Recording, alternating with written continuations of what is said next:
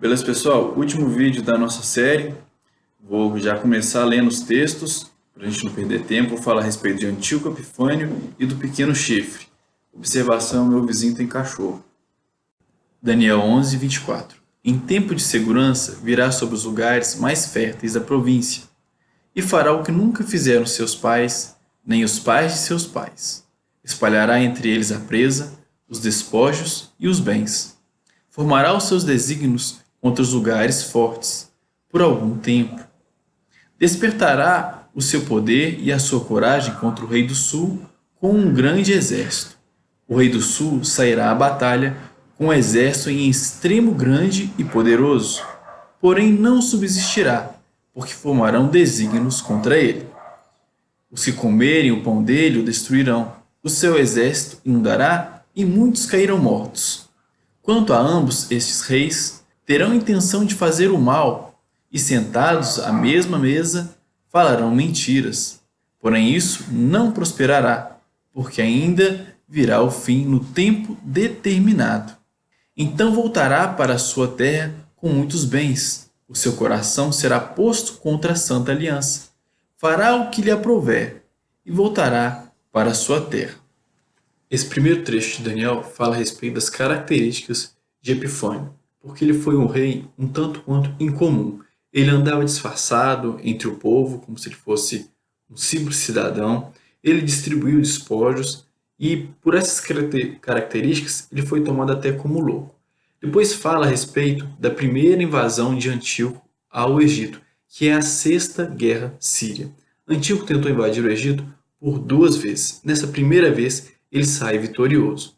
Com a vitória, ele institui no Egito um rei fraco, para que ele pudesse ter controle sobre o Egito, de forma desapercebida pelos romanos, que já tinham muita influência naquela região por esse tempo. Após isso, Antíoco volta para o reino dele, mas não só isso. A gente precisa de frisar que ele vai até a Judéia e ele começa a tentar helenizar a Judéia e infringir a cultura grega sobre os judeus. E por essa, e entre outras, ele é um dos maiores vilões da história do povo judeu. Posteriormente, Antíoco volta a tentar invadir o Egito. Nós vamos ler isso em Daniel e vamos ver o que vai acontecer nessa segunda tentativa de Epifânio. Daniel 11, 29. Ao tempo determinado voltará e entrará no sul, porém não sucederá na última como na primeira ocasião. Virá contra ele Naus de Quitim, portanto será contrariado e voltará. Indignar-se-á contra a santa aliança e fará o que lhe aprouver, até tornará a vir e atenderá aos que abandonarem a santa aliança. Nessa segunda vez que Antíoco tenta invadir o Egito, quem vai se opor a ele serão os romanos. E vai acontecer um evento inusitado, porque quando Antíoco descia o Egito, o cônsul romano Caio Popílio Lenas vai se antepor a ele e vai ordenar que Antíoco volte, que ele desista de invadir o Egito. Diante dessa afronta, Antíoco responde que vai pensar a respeito e dará a resposta depois. Porém, Caio desenha um círculo em torno de Antíoco e diz a ele que ele só poderia sair daquele círculo quando ele desse a resposta. Diante disso, Antíoco não vê outra saída que não dizer aos romanos que ele não invadiria o Egito. Esse evento deixa Antíoco bem enfurecido, como é de se imaginar, devido à humilhação, e ele vai à Judéia, ele volta à Judéia e faz atrocidades contra os judeus. Ele sacrifica porco no templo, mata vários judeus. Esses eventos estão bem descritos no livro dos Macabeus. Porém, é interessante para nós notarmos o seguinte: Antíoco não prosperou nesse conflito contra os judeus. Apesar dele ter feito todas essas atrocidades, ao final quem prevaleceram foram os Macabeus. E eles reconquistam a Judéia, libertam a Judéia do domínio dos gregos, do domínio seleucida. E Antíoco, após isso, em outros conflitos, ele acaba por morrer e o reino dele se encerra por aí. Então Antíoco não teve um reino forte que prosperou, pelo contrário, ele teve um reino subjugado pelos romanos e ele padeceu. E nesse conflito, Quem prosperou mesmo acabaram sendo os judeus, que alcançaram sua independência. Aqui eu vou chamar a atenção para um detalhe muito importante, porque nessa mesma época os romanos vão conquistar a Macedônia. A dinastia Antigônida vai cair na mão dos romanos. Isso acontece na mesma época que Antíoco está fazendo essas atrocidades na Judéia. Isso é muito importante para nós, porque lembrando que a dinastia Antigônida era um dos 4 grandes chifres do bode, e agora esse poderoso chifre vai estar subjugado a um poder externo, ao poderio romano. As províncias romanas elas têm características peculiares, porque os romanos não tomam a região e passam a governá-la com cara romana, não. Eles apenas controlam ela com poderio militar. Os governantes daquela região são instituídos pelos romanos, mas eles têm autonomia para governar. Essa é uma característica bem interessante das províncias romanas. Então agora a história vai mudar a narrativa, porque já não são mais 4 chifres poderosos do bode, restaram 3. O primeiro caiu. Eu vou tentar de forma resumida falar a respeito da queda dos outros 3. Mas vou frisar, é uma queda diferente, porque os chifres não deixam de existir por completo. Eles se transformam em províncias romanas. No mesmo ano que Epifânio é enxotado pelos romanos do Egito, a Macedônia, o reino da Macedônia, vai cair na mão dos romanos após a derrota na Batalha de Pydna. Então, cai-se o primeiro chifre. O reino da Macedônia se transforma numa província romana. Em seguida, é a vez de Pérgamo. O rei de Pérgamo, Átalos, vai entregar o reino dele aos romanos. Isso em 129 a.C. É importante a gente abrir um parênteses aqui, porque em 140 a.C., os judeus vão começar a sua independência. Isso é, após o fracasso de Epifânio, a derrota dele pelos macabeus, os judeus vão começar a libertar Israel e se tornar um reino independente e vão conseguir completar isso em 116 a.C. Israel se torna um reino independente. Em 63 a.C., o reino Seleucida vai cair na mão dos romanos e se transformará na província da Síria. E por fim, em 30 a.C., o Egito, após a derrota de Marco Antônio e Cleópatra, vai se transformar numa província romana, restando exatamente o reino de Israel, de Judá, que ainda vai estar independente, mas também não vai durar muito tempo, porque em 6 a.C. vai se transformar na província da Judéia, vai se transformar em domínio romano. Então nós notamos que nesse evento do Antíoco Epifânio ser enxotado do Egito, vai iniciar realmente o fim dos 4 chifres do bode. A partir daquele ano vão começar a cair os chifres, um a um, até todos os chifres terem caído. E segundo o que nós vimos em Daniel 8, no fim dos 4 chifres do bode surgiria o pequeno chifre. Então é nesse momento que o pequeno chifre deverá surgir. Vamos ler Daniel 8, do 8 ao 9, para a gente verificar o que está falando lá. Está escrito o seguinte: E o bode se engrandeceu sobremaneira, mas, estando na sua maior força, aquele grande chifre foi quebrado, e no seu lugar subiram outros 4 também insígnes, para os 4 ventos do céu, e de um deles saiu um chifre muito pequeno, o qual cresceu muito para o sul, e para o oriente, e para a terra formosa.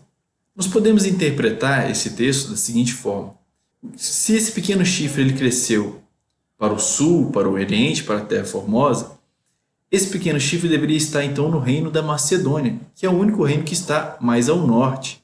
E ele cresceria para o oriente quando ele cresce para Pérgamo e para o reino Seleucida, e cresceria para o sul ao crescer em direção ao Egito e, por fim, crescer em direção a Israel.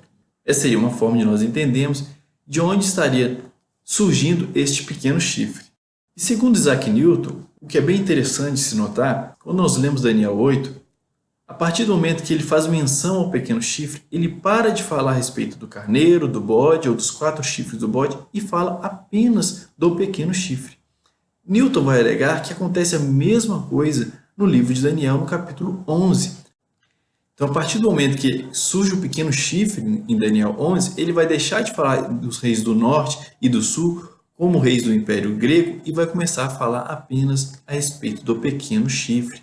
A gente vai ler e ver se isso se encaixa com a descrição do pequeno chifre de Daniel 8. E depois a gente vai comparar com Epifânio, porque algumas pessoas entendem Epifânio sendo esse pequeno chifre. A gente vai fazer uma comparação e cada um tire suas próprias conclusões. Daniel capítulo 11, a partir do versículo 31.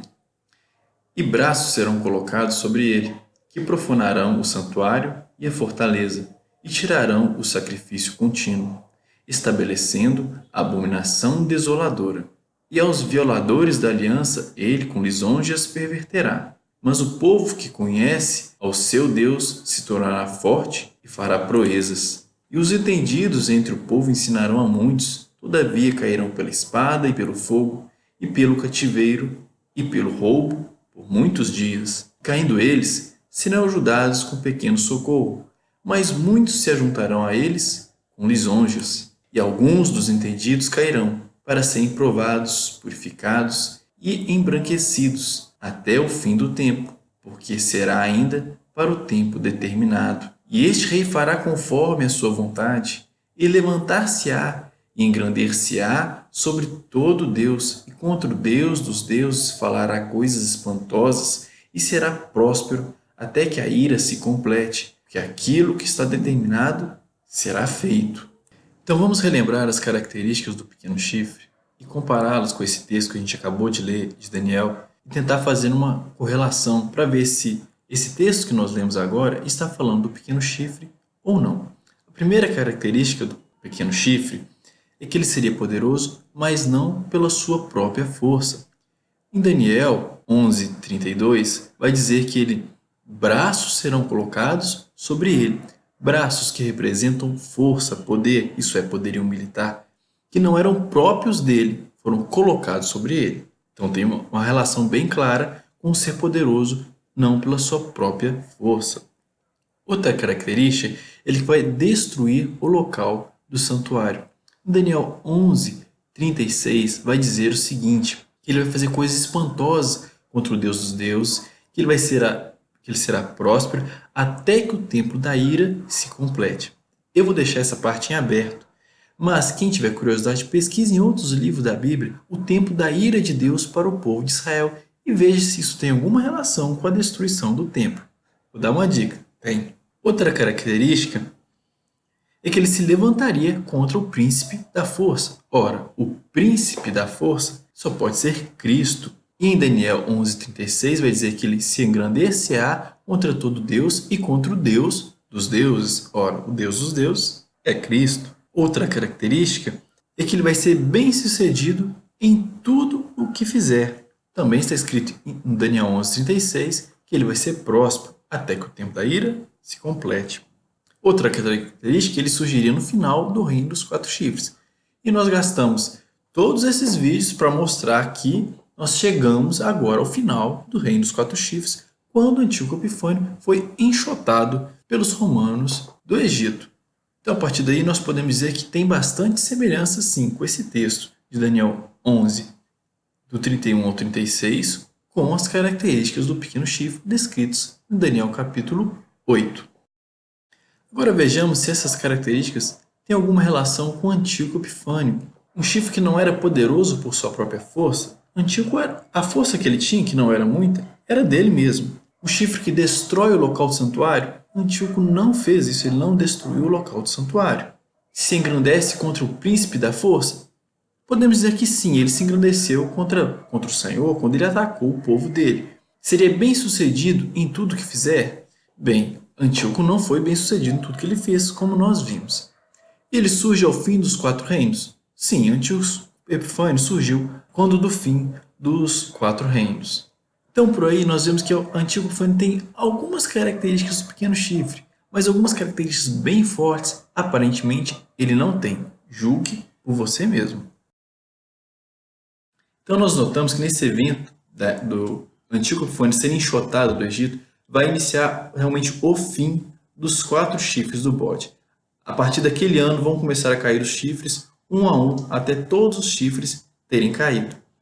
E segundo o que nós vimos em Daniel 8, então a partir do momento que surge o pequeno chifre em Daniel 11, ele vai deixar de falar dos reis do norte e do sul como reis do Império Grego e vai começar a falar apenas a respeito do pequeno chifre.